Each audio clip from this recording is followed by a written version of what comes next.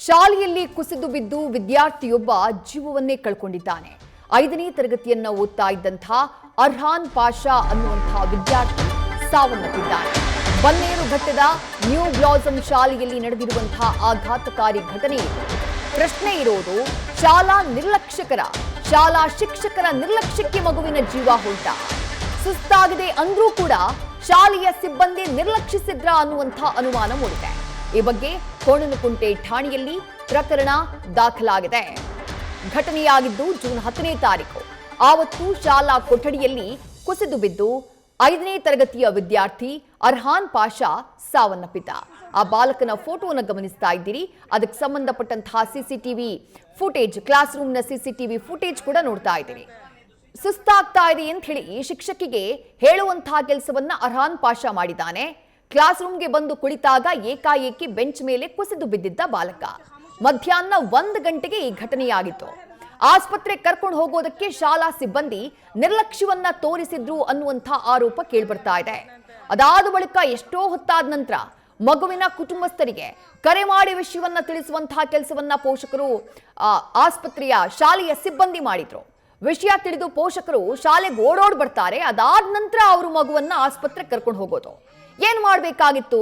ಜವಾಬ್ದಾರಿಯುತ ಒಂದು ಶಿಕ್ಷಣ ಸಂಸ್ಥೆಯಾಗಿ ಮಗುಗೆ ಏನೋ ಆಗಿದೆ ಅಂತಂದ್ರೆ ಪೋಷಕರಿಗೆ ಇನ್ಫಾರ್ಮ್ ಮಾಡೋದ್ರ ಜೊತೆಗೆ ಖುದ್ದು ತಾವೇ ಆಸ್ಪತ್ರೆಗೆ ಕರ್ಕೊಂಡು ಹೋಗ್ಬೇಕಾಗಿತ್ತಲ್ಲ, ಖುದ್ದು ತಾವಾಗಿ ಅಡ್ಮಿಟ್ ಮಾಡ್ಬೇಕಾಗಿತ್ತಲ್ವಾ? ಅದು ಯಾವುದನ್ನೂ ಮಾಡದೆ ಪೋಷಕರು ಬರೋ ತನಕ ಕಾದು ಅದಾದ ನಂತರ ಪೋಷಕರು ಮಗುವನ್ನ ಆಸ್ಪತ್ರೆಗೆ ಕರ್ಕೊಂಡು ಹೋದ್ರೆ ವೈದ್ಯರು ಬ್ರಾಡ್ ಡೆಡ್ ಅಂತ ಹೇಳ್ಬಿಟ್ಟಿದ್ದಾರೆ.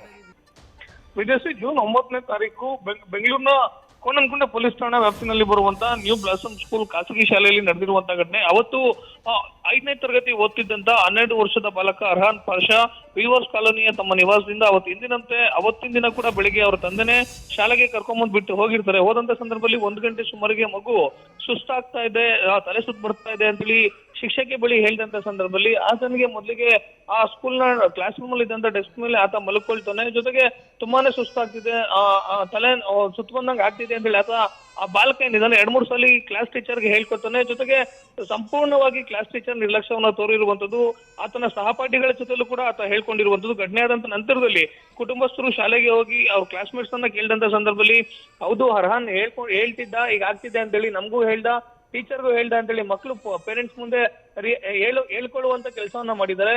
ಸಿಸಿಟಿವಿಯನ್ನು ನೋಡಿದಂತ ಸಂದರ್ಭದಲ್ಲಿ ಮಗು ಕುಸ್ತು ಬಿದ್ದು ಸುಮಾರು 40ರಿಂದ 45 ನಿಮಿಷಗಳ ಕಾಲ ಕ್ಲಾಸ್ ರೂಮ್ ನಲ್ಲೇ ಇರುತ್ತೆ.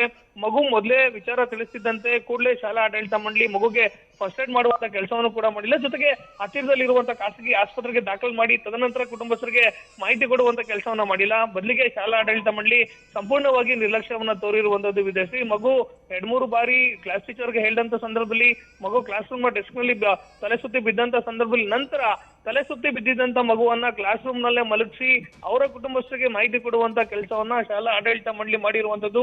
1 ಗಂಟೆ ಸುಮಾರಿಗೆ ಇನ್ಸಿಡೆಂಟ್ ಆಗುತ್ತೆ. ಇದಾದಂತ ನಂತರದಲ್ಲಿ ಜೂನ್ 9ನೇ ತಾರೀಕು ನಂತರ ಆ ಮಗುವಿನ ತಂದೆ ಸೈಯದ್ ಜಬೀವುಲ್ಲಾ ಅವರಿಗೆ ಕರೆಯನ್ನ ಮಾಡಿ ವಿಚಾರ ತಿಳಿಸುವಂತ ಕೆಲಸವನ್ನ ನ್ಯೂ ಬ್ಲಾಸಮ್ ಖಾಸಗಿ ಶಾಲೆಯ ಆಡಳಿತ ಮಂಡಳಿ ಮಾಡುವಂತದ್ದು. ನಂತರ ಮಗುವಿನ ತಂದೆ ಅವರ 2 ವೀಲರ್ ನಲ್ಲಿ ಕೂಡಲೇ ಶಾಲೆಗೆ ಹೋಗ್ತಾರೆ. ಶಾಲೆಯಿಂದ ಕರೆ ಹೋಗಿ ತಂದೆ ಸ್ಕೂಲ್ಗೆ ಬರೋ ಅಷ್ಟೊತ್ತಿಗೆ 35ರಿಂದ 40 ನಿಮಿಷ ಮತ್ತೆ ಟೈಮ್ ವ್ಯರ್ಥ ಆಗುತ್ತೆ. ಶಾಲೆಗೆ ಬಂದಂತ ತಂದೆ ಹೇಳುವಂತದ್ದು ಮಗು ಅನ್ಕಾನ್ಶಿಯಸ್ ಆಗಿದೆ, ಇಮಿಡಿಯೇಟ್ ಆಗಿ ಹಾಸ್ಪಿಟಲ್ ಕರ್ಕೊಂಡು ಹೋಗ್ಬೇಕು, ನಿಮ್ ಸ್ಕೂಲ್ ವ್ಯಾನ್ ನ ಕೊಡಿ, ಹಾಸ್ಪಿಟಲ್ ಅವ್ರಿಗೂ ಡ್ರಾಪ್ ಮಾಡ್ಲಿ ಅಂತ ಕೇಳಿದಂತ ಸಂದರ್ಭದಲ್ಲಿ ಕನಿಷ್ಠ ಮಾನವೀಯತೆಯನ್ನು ಕೂಡ ಶಾಲಾ ಆಡಳಿತ ಮಂಡಳಿ ತೋರಿಲ್ಲ.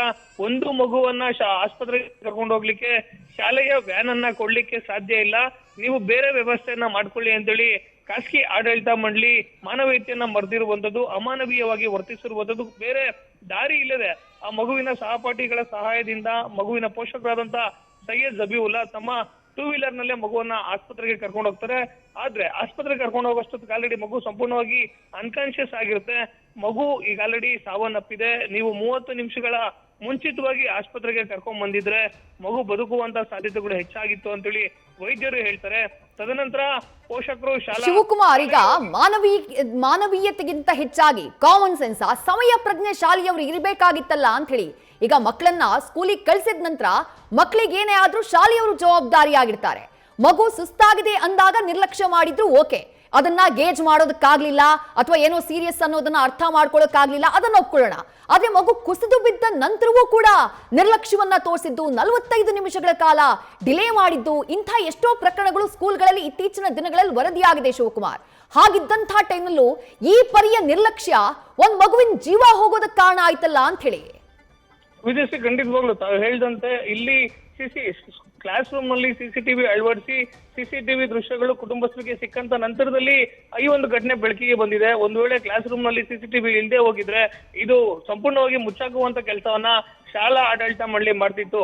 ಮಗು 1 ಗಂಟೆ ಸುಮಾರಿಗೆ ಸಂಪೂರ್ಣವಾಗಿ ಅನ್ಕಾನ್ಶಿಯಸ್ ಆಗುತ್ತೆ, ಪ್ರಜ್ಞೆ ತಪ್ಪಿ ಕ್ಲಾಸ್ ರೂಮ್ ನಲ್ಲಿ ಬೀಳುತ್ತೆ. ಅದಕ್ಕಿಂತ ಮುಂಚಿತವಾಗಿ ಆ ಮಗುವಿನ ಪೋಷಕರಿಗೆ ಮಾಹಿತಿನ ಕೊಡ್ಬೇಕಾದಂತ ಕೆಲಸವನ್ನ ಶಾಲಾ ಆಡಳಿತ ಮಂಡಳಿ ಮಾಡಬೇಕಾಗುತ್ತೆ. ಮಗು ಅನ್ಕಾನ್ಶಿಯಸ್ ಆಗೋಕ್ಕಿಂತ ಮುಂಚಿತವಾಗಿ ಕ್ಲಾಸ್ ರೂಮ್ ನಲ್ಲಿ ಇದ್ದಂತ ಟೀಚರ್ಗೆ ಮಗು ಹೇಳಿತ್ತು, ಜೊತೆಗೆ ತನ್ನ ಸ್ನೇಹಿತರು ಏನಿರ್ತಾರೆ ಕ್ಲಾಸ್ ರೂಮ್ ನಲ್ಲಿ ಅವ್ರಿಗೂ ಕೂಡ ಹೇಳಿರ್ತಾರೆ. ಆದ್ರೆ ಮಗುವನ್ನ ಗದರಿಸಿ ಸುಮ್ನೆ ಕೂರಿಸುವಂತ ಕೆಲಸವನ್ನ ಶಾಲಾ ಶಿಕ್ಷಕರು ಮಾಡಿದ್ದಾರೆ ಅನ್ನೋ ಆರೋಪವನ್ನ ಕುಟುಂಬಸ್ಥರು ಮಾಡ್ತಿರುವಂತದ್ದು. ಮಗು ಯಾವಾಗ ವಿಚಾರವನ್ನ ಸ್ಕೂಲ್ ಕ್ಲಾಸ್ ಟೀಚರ್ಗೆ ತಿಳಿಸುತ್ತೆ, ಆಗ ಕೂಡಲೇ ಅವರ ಪೋಷಕರಿಗೆ ತಿಳಿಸಿ ಹತ್ತಿರದ ಆಸ್ಪತ್ರೆಗೆ ದಾಖಲು ಮಾಡ್ಬಿಟ್ಟಿದ್ರೆ ಮಗು ಖಂಡಿತವಾಗ್ಲೂ ಬದುಕುವಂತ ಸಾಧ್ಯತೆಗಳು ಹೆಚ್ಚಾಗಿತ್ತು.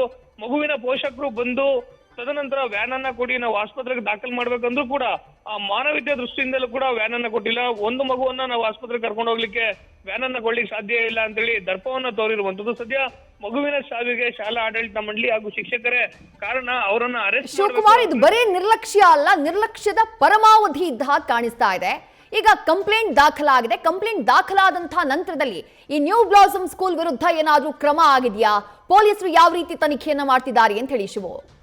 ವಿದೇಶಿ ಪ್ರಕರಣಕ್ಕೆ ಸಂಬಂಧಪಟ್ಟಂತೆ ಇದುವರೆಗೂ ಕೂಡ ಶಾಲಾ ಆಡಳಿತ ಮಂಡಳಿ ಏನಿದೆ ಅದರ ವಿರುದ್ಧ ಯಾವುದೇ ಕ್ರಮ ಆಗಿಲ್ಲ. ಆದ್ರೆ ಪೋಷಕರು ಕೊಟ್ಟಂತ ದೂರಿನ ಅನುಭವವಾಗಿ ಕೋಣನಕುಂಟೆ ಪೊಲೀಸರು ಪ್ರಕರಣವನ್ನ ದಾಖಲು ಮಾಡ್ಕೊಂಡಿರುವುದು. ಅದರಲ್ಲಿ ಪ್ರಮುಖವಾಗಿ BNS ಅಂಡರ್ ಸೆಕ್ಷನ್ 194 ಸಬ್ ಕ್ಲಾಸ್ 3 ಅಡಿಯಲ್ಲಿ ಕೇಸ್ ದಾಖಲು ಮಾಡಿಕೊಂಡು ಸದ್ಯ ಘಟನಾ ಸ್ಥಳಕ್ಕೆ ಹೋಗಿ ಸಿಸಿಟಿವಿಗಳನ್ನ ವಶಕ್ಕೆ ಪಡ್ಕೊಂಡು ಅಲ್ಲಿನ ಮಕ್ಕಳ ಸ್ಟೇಟ್ಮೆಂಟ್ ಕೂಡ ತುಂಬಾ ಇಂಪಾರ್ಟೆಂಟ್ ಆಗುತ್ತೆ. ಜೊತೆಗೆ ಕ್ಲಾಸ್ ಟೀಚರ್ ಅವರ ಸ್ಟೇಟ್ಮೆಂಟ್ ಗಳನ್ನ ಮಾಡ್ಕೊಳ್ತಿದ್ದಾರೆ. ಮಗುವಿನ ಸಾವಿಗೆ ಅಸಲಿ ಕಾರಣ ಏನು ಅನ್ನೋದು ಇನ್ನು 2-3 ದಿನಗಳು ಬೇಕಾಗುತ್ತೆ ಪೊಲೀಸರಿಗೆ ಅಧಿಕೃತವಾಗಿ ತಿಳ್ಕೊಳ್ಳಿಕ್ಕೆ. ಸದ್ಯಕ್ಕೆ ಪ್ರಕರಣಕ್ಕೆ ಸಂಬಂಧಪಟ್ಟಂತೆ ಪೋಸ್ಟ್ ಮಾರ್ಟಮ್ ಮಾಡಿರುವಂತಹ ವೈದ್ಯರೇನಿದ್ದಾರೆ ಅವರಿಂದ ಪ್ರೈಮರಿ ಒಪಿನಿಯನ್ ಪಡ್ಕೊಳ್ಳುವಂತ ಕೆಲಸವನ್ನ ಪೊಲೀಸ್ ಅಧಿಕಾರಿಗಳು ಮಾಡಿರುವಂತದ್ದು. ಒಂದು ವೇಳೆ ಮಗುವನ್ನ ನಿರ್ಲಕ್ಷ್ಯದಿಂದನೇ ಮಗು ಸಾವನ್ನಪ್ಪಿದೆ ಅಂದ್ರೆ ಮಗು ಸಾವನ್ನಪ್ಪಲಿಕ್ಕೆ ಅಸಲಿ ಕಾರಣ ಏನು ಅನ್ನೋದು ಪೋಸ್ಟ್ ಮಾರ್ಟಮ್ ನಲ್ಲಿ ಗೊತ್ತಾದಂತ ನಂತರದಲ್ಲಿ ಇವ್ರ ಮೇಲೆ ನಾವು ಕ್ರಮವನ್ನ ತಗೊಳ್ತೀವಿ ಅನ್ನೋ ಮಾತನ್ನ ಪೊಲೀಸ್ ಮೂಲಗಳು ಹೇಳ್ತಿರುವಂತದ್ದು.